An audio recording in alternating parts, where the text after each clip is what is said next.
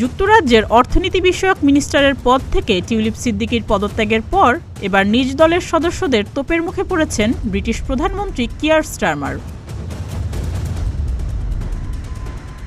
সংবাদ মাধ্যম দ্য গার্ডিয়ানকে এক লেবার এমপি বলেছেন, টিউলিপকে মন্ত্রী বানানোর সিদ্ধান্ত ছিল আত্মঘাতী গোল।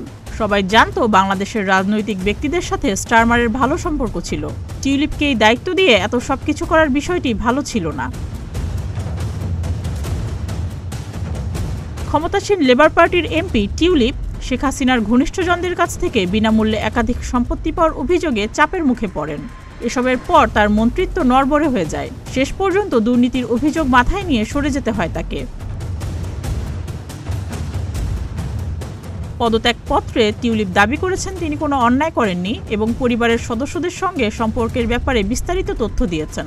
তবে টিউলিপ স্বীকার করেছেন তিনি মন্ত্রী থাকলে সরকারের কাজে বিঘ্ন ঘটবে। অপরদিকে বিরোধী দলীয় নেত্রী কেমি বাডেনোচ কিয়ার স্টারমারকে দুর্বল প্রধানমন্ত্রী বলেছেন। তিনি প্রশ্ন তুলেছেন, টিউলিপের সঙ্গে ব্যক্তিগত বন্ধুত্ব থাকায় স্টারমার পদত্যাগের বিষয়টি বিলম্বিত করেছেন। বাডেনোচ বলেন, গত সপ্তাহে এটি স্পষ্ট হয়েছিল টিউলিপ তার দায়িত্ব পালনে ব্যর্থ হয়ে পড়েছেন।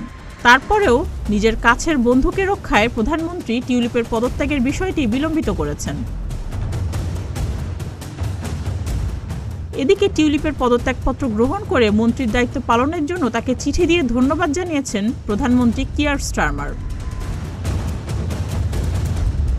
সুস্মিতা, প্রতিদিনের বাংলাদেশ।